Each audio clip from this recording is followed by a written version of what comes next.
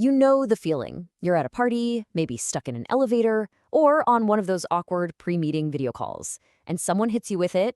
So, nice weather we're having? And if you've ever felt that sudden, almost primal urge to just vanish, well, you are in exactly the right place. We're about to get into the psychology of why some of us find small talk to be a special kind of torture. It's a pretty visceral feeling, right? One minute you're fine, the next you're talking about traffic, and you get this sensation. It's like your soul is actually physically trying to escape your body. It's not just boredom. For a lot of people, it's this deeply uncomfortable, almost out-of-body experience. So let's get into it. What is really going on here? Are people who hate small talk just antisocial? A little bit arrogant? Or is there something way deeper happening inside our brains? The answer, it turns out, says a ton about how we're each wired for human connection. Yeah, it turns out that hating small talk isn't just one single thing. Psychologists have kind of broken it down into 3 different groups of people, and believe it or not, each one has a completely different reason for hating it. And this is the most important part. It's not some personal flaw. It really is about your fundamental psychological wiring. Okay, first up, let's talk about the depth craver. Now, for this group, the problem isn't talking to people, it's the lack of substance. Their brain isn't just bored by small talk, it is genuinely, deeply starved by it. There's actually a scientific term for this. It's called need for cognition. And people who are high in this trait, well, their brains don't get that same little dopamine reward from surface-level chat. Their minds are literally built to chew on big, complex ideas, not just nibble on the appetizers. Think about it like this. For a depth craver, small talk is like showing up to a huge banquet and just being served empty plates over and over. But put them in a conversation about philosophy or a big new idea or even, existential dread, and suddenly they come alive. They're not antisocial. They're just allergic to conversations that go nowhere. Now for our second group. For these folks, the issue isn't boredom. It is pure mental exhaustion. For them, small talk isn't a casual chat. Oh no, it is an intense, high-stakes performance every single time.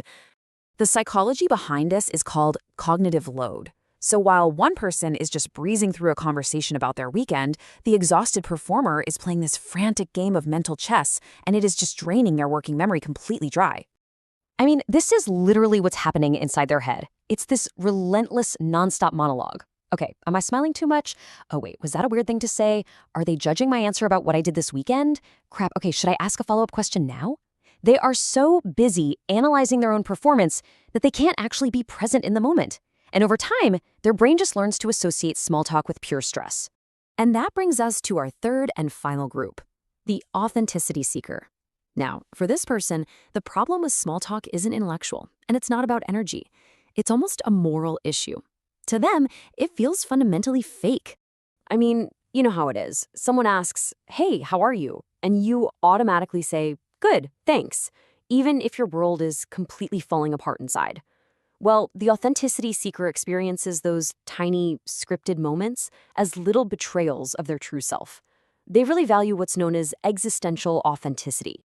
So, while most of us see small talk as, a harmless social lubricant, something that just smooths things over, the authenticity seeker sees it as a cage.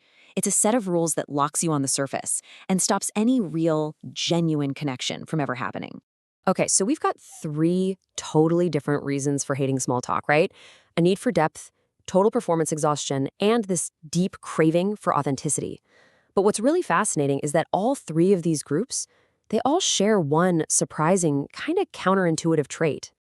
So what is it? What is this one secret ingredient that unites the depth craver, the exhausted performer, and the authenticity seeker?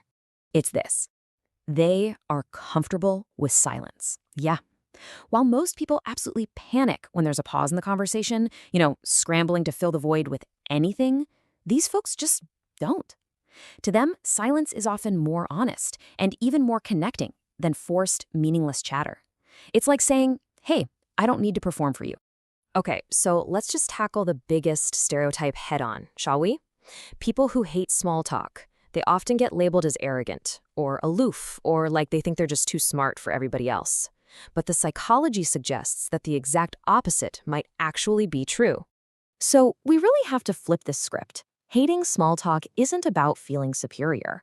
A lot of the time, it's about a willingness to be vulnerable. Instead of just hiding behind polite scripts, they are actually taking a huge social risk, all in the hope of finding a real, genuine connection. And let's be totally clear, real conversation is a risk. I mean, talking about the weather, that's safe. But when you talk about what you actually think, what you actually feel, you're revealing your true self. You're opening yourself up to being misunderstood or judged or maybe even rejected. Skipping small talk isn't arrogance, it's courage. So, does this preference for depth mean these people end up lonely? Not at all. In fact, there's a pretty big social upside to this whole thing, something we can call the depth dividend. Research actually shows that while people who avoid small talk might have fewer friends overall, the friendships they do have are way deeper and much more meaningful. It's a pretty clear trade-off. They are sacrificing quantity for quality.